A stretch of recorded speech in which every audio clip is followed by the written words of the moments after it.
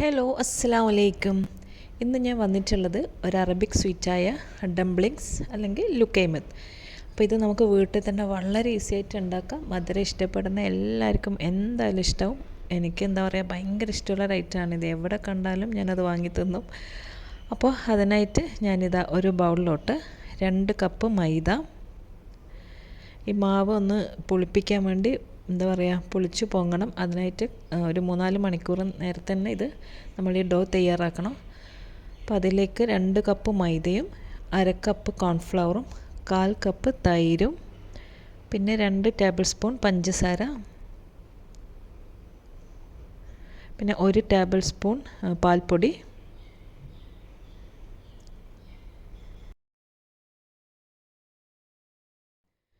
രണ്ട് table spoon oil, ഏതെങ്കിലും refined oil, പിന്നെ 1/4 ടീസ്പൂൺ ഏലക്ക പൊടിച്ചത്, അതേപോലെ 1/4 ടീസ്പൂൺ ഉപ്പ്,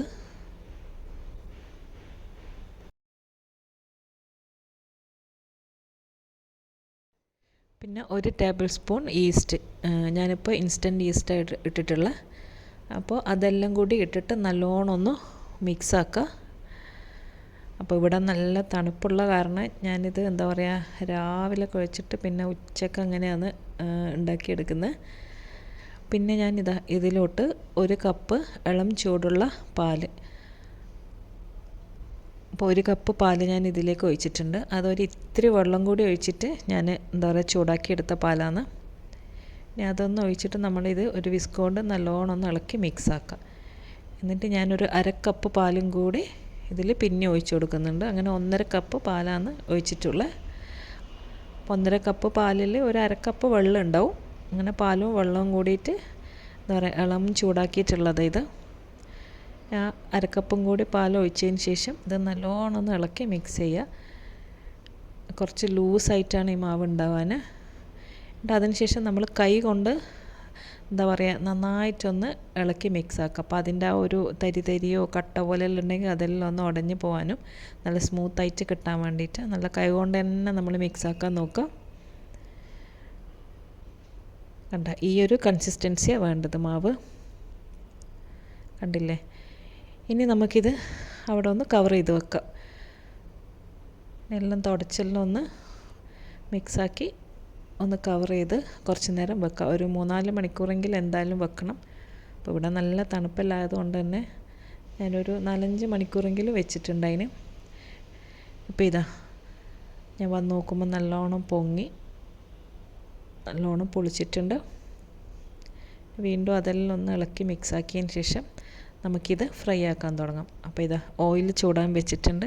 പിന്നെ ഞാൻ അതിൻ്റെ ഇടയിൽ കുറച്ച് ഷുഗർ സിറപ്പ് ഉണ്ടാക്കുന്നുണ്ട്. ഇത് ഫ്രൈ ആക്കിയതിന് ശേഷം കുറച്ച് നേരം ഇതിലേക്ക് ഇട്ട് കൊടുക്കാനാണ്. ഇനിയിപ്പോൾ ഇതാ ഞാൻ ഇത് ചെറിയ ചെറിയ ബോൾസ് ആക്കിയിട്ട് ഇത് ഉണ്ടാണ്ട് കാണാനും നല്ല മൊഞ്ചുണ്ടാന്. അപ്പോൾ ഈ ഒരു സ്പൂൺ ഉണ്ടല്ലോ, ഇതേപോലത്തെ ഇങ്ങനത്തെ സ്പൂണിലാണ് ഞാൻ കോരി ഒഴിക്കുന്നത്. ആദ്യം ഈ സ്പൂണൊന്ന് ഓയിലൊന്ന് മുക്കിയെടുക്കാം. ഞാനിങ്ങനെ ഒരു വീഡിയോ കണ്ടിട്ടുള്ളത്. അപ്പോൾ ആ ഓയിലൊന്ന് ഡിപ്പ് ചെയ്തതിന് ശേഷം, അല്ലെങ്കിൽ നമ്മൾ ആ സ്പൂണിൽ പറ്റി പിടിക്കുമല്ലോ, എന്നിട്ട് ആ മാവ് കുറേശ്ശെ ഇങ്ങനെ കോരാം. അപ്പം നമുക്ക് ആ ഒരു നല്ല ഷേപ്പിലും കിട്ടും.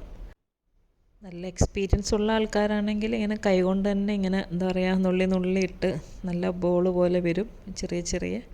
അപ്പം ഞാനിത് ഇങ്ങനെ ഉണ്ടാക്കുന്നത്. അപ്പോൾ ആദ്യം ഓയിലിൽ ആ സ്പൂണൊന്ന് മുക്കിയതിന് ശേഷം പിന്നെ മാവ് കോരി ഇങ്ങനെ കുറേശ്ശെ ഇതാ ആ സ്പൂണിൻ്റെ കറക്റ്റ് അളവിൽ, എന്നിട്ട് നല്ല തിളച്ച എണ്ണയിലോട്ട് ഓരോന്നായിട്ട് ഇട്ടിട്ട് നമുക്ക് നല്ലോണം ഒന്ന് ഫ്രൈ ആക്കി എടുക്കാം.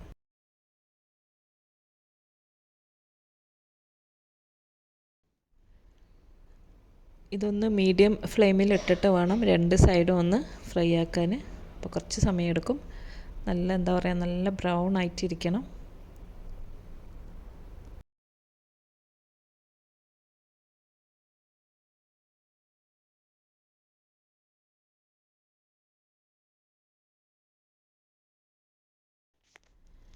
ഇപ്പോൾ ഇതാ കളറെല്ലാം മാറി തുടങ്ങിയിട്ടുണ്ട്.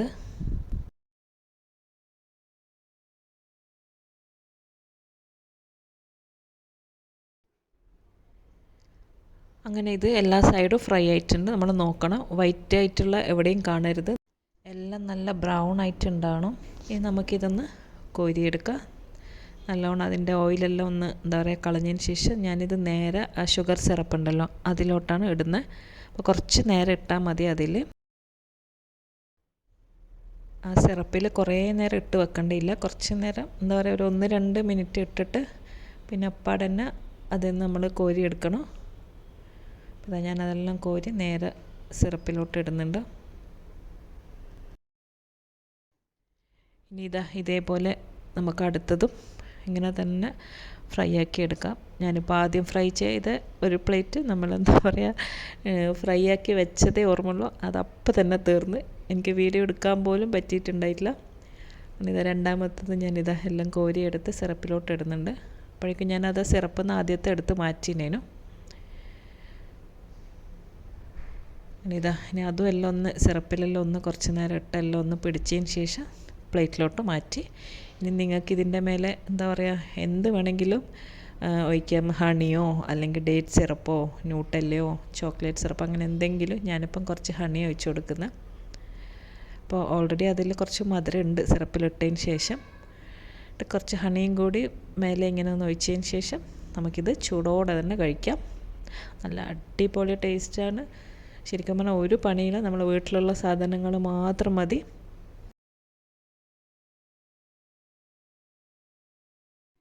പിന്നെ ഞാൻ ഇടയ്ക്കൊന്ന് ന്യൂട്ടെല്ലയും കൂടി ഒന്ന് ഒഴിക്കാൻ നോക്കിയതാണ്, പക്ഷെ വിചാരിച്ച പോലെ അത് വീണില്ല. അപ്പോൾ എല്ലാവർക്കും ഇഷ്ടപ്പെട്ടു എന്ന് വിശ്വസിക്കുന്നു. എല്ലാവരും എന്തായാലും ട്രൈ ചെയ്ത് നോക്കുക.